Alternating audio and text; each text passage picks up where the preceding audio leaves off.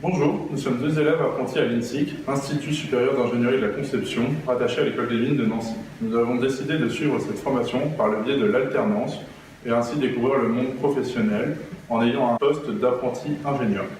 Tout au long de notre deuxième année de formation, nous avons réalisé un projet de conception assistée par ordinateur que nous avons souhaité mettre en lien avec une de nos deux activités professionnelles.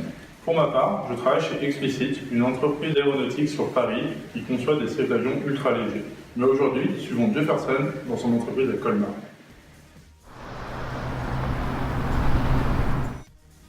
Nous voici donc dans l'entreprise GESMAR, dans laquelle j'effectue mon alternance. Le groupe GESMAR conçoit et fabrique des machines dédiées à la maintenance ferroviaire. Ici à Colmar, nous concevons principalement des machines non roulantes, contrairement à notre entreprise en Italie qui, elle, conçoit des véhicules.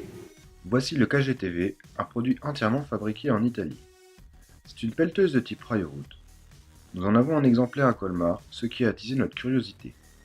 C'est pourquoi nous avons décidé de réaliser notre projet de CAO sur ce type de bras hydraulique. Ce n'est pas seulement utilisé pour la maintenance ferroviaire, mais aussi pour tout type de travaux de grosses œuvres. Nous avons créé dans chacune des pièces son squelette grâce à un set géométrique. Ils sont formés de plans, de points et d'axes, chacun donnant les dimensions principales de la pièce. Le but de cette étape est de créer les volumes autour de ces géométries fonctionnelles. Lors de la conception volumique du bras sous le logiciel de CAO CATIA, nous tenions à respecter au maximum le procédé et les étapes de fabrication des pièces principales que compose un bras mécanique hydraulique. L'arbre de conception ci-contre vous montre bien à quel point vous avons eu à cœur de respecter les étapes de fabrication. Nous avons utilisé l'atelier DMU Kinematic de CATIA. L'objectif était de mouvoir tout notre assemblage en ne pilotant seulement que les courses des vérins. Pour arriver à cette animation, il a d'abord fallu établir les liaisons mécaniques entre les pièces et ainsi éliminer les degrés de liberté.